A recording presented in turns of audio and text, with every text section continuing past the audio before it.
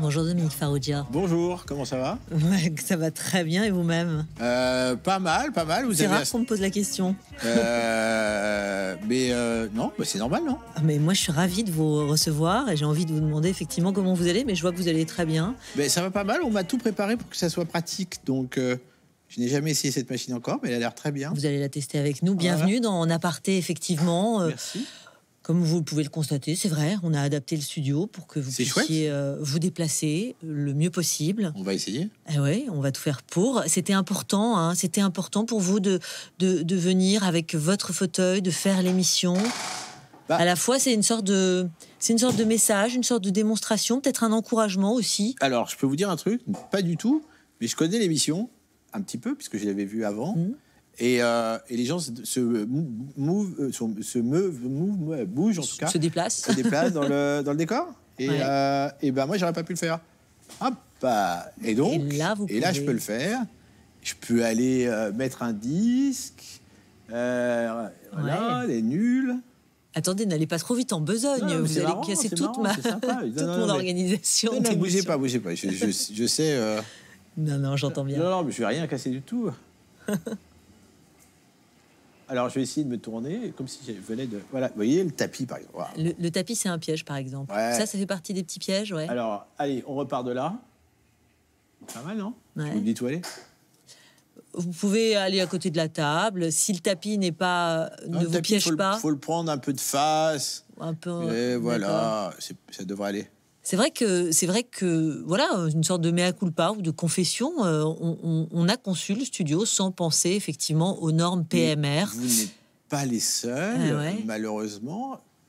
Et non, voilà, c'est très beau. J'explique peut-être l'acronyme. Les normes PMR, c'est ce qui signifie personne à mobilité réduite.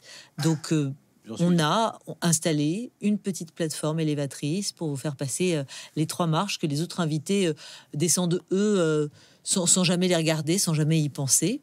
Exact. Donc, il y a toujours des solutions. C'est aussi ça, la conclusion à ce stade. Non, oui, il y a des solutions, mais on ne devrait pas avoir à les demander. Mais voilà, après, c'est mon petit combat personnel. Je ne demande pas la charité, je demande l'équité. C'est mon grand truc en ce moment. Vous demandez l'équité, vous avez eu du mal à la demander, en tout cas à travers ce livre qui s'appelle « Elle ne m'a jamais quitté » chez Robert Laffont. Vous allez finalement prendre la parole en quelque sorte pour ces 12 millions de Français en situation de handicap au quotidien. Vous proposez aussi des solutions concrètes. Alors, pour revenir 2 secondes sur le livre.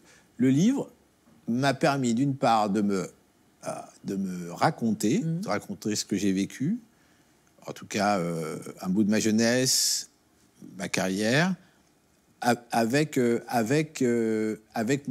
mon handicap qui va en grandissant. C'est ce que j'avais envie de raconter tout d'abord. Puis à la fin, je tenais à avoir un chapitre qui parle de l'accessibilité. Et j'essaye de donner un peu de voix pour qu'un jour, on puisse avoir ce dont je parlais, c'est-à-dire l'équité. C'est-à-dire, je suis un citoyen comme les autres, je ne demande pas plus, mais je ne demande pas moins. C'est très, très important pour moi. Et je pense que tous ceux qui sont touchés de près ou de loin par le handicap, qu'ils soient visibles ou invisibles, demandent à ce qu'on les aide, à ce que l'accès aux bâtiments publics soit facile, l'accès au transport soit facile, etc., etc. Alors, vous l'avez dit, ce livre, c'est vous, c'est votre carrière, notamment sur cette chaîne.